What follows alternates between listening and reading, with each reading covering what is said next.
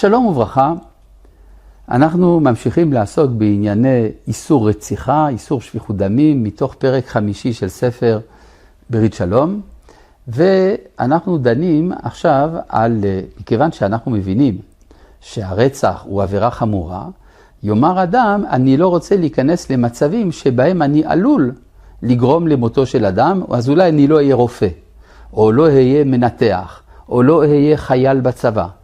כי בכל המצבים האלה אני עלול להיקלע למצבים שבהם מישהו ימות בגללי. האם הדבר הזה מותר, אסור, רצוי? בזה נעסוק עכשיו. אני קורא כאן בהלכה י"א. מותר לרופא לנתח אדם גם אם יש בכך סיכון על מנת להציל את חייו. כן, נאמר בתורה, בפרשת משפטים, ורפו ירפא, מכאן שניתנה רשות לרופא לרפא. כלומר, זאת הרשות הזאת, כי הרי כל עיסוק ברפואה יכול להסתיים בצורה טרגית. אז שמה יאמר אדם, אני לא רוצה להיכנס לזה, אדרבה, התורה מנחה את האדם להשתדל ברפואתו של אדם. ברור שהרפואה היא מן השמיים, אבל האדם, הרופא, הוא שליח של הקדוש ברוך הוא כדי להיטיב את חייו של אדם, ולפעמים גם להציל אותם. מה עם מי שהרג בשוגג? למשל, בתאונת דרכים. אדם לא שמר על רכבו כראוי, לא דאג לזה שהמעצור יפעל, או בכלל, יש מצבים שבכלל זה לא באשמתו, ומישהו נדרס, מישהו נהרג על ידו. על זה נאמר, ההורג בשוגג.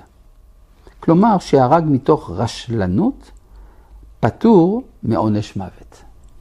התורה, אפילו בזמן שהדבר הזה היה אפשרי, דיברה על עיר מקלט, שאדם שהרג בשוגג, בכל זאת יש לו איזו מידה של אחריות, ולכן ראוי שיעקור ממקומו ויחיה במקום אחר. הדבר הזה בא מתוך זה שאנחנו לא אדישים לזה שאדם בטעות אמנם, אבל בכל זאת מתוך רשלנות הרג את חברו.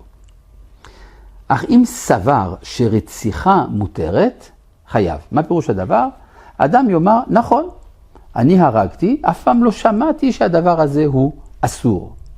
אז ההלכה אומרת, לא, הוא חייב, הוא נענש, בגלל שאין דבר כזה שאדם יאמר, אני לא יודע שאסור לרצוח. זה דבר שהמוסר הטבעי כל כך מחייב אותו, שהתורה החמירה בו, ומחייבת את מי שסבר שמותר להרוג. וכאן אנחנו ניגשים להלכה מאוד משמעותית, מה קורה לחייל. האם חייל, בכלל מותר להתגייס לצבא של המדינה שלי? הרי אני עשוי במלחמה להרוג אחרים, האם זה מותר או שלא?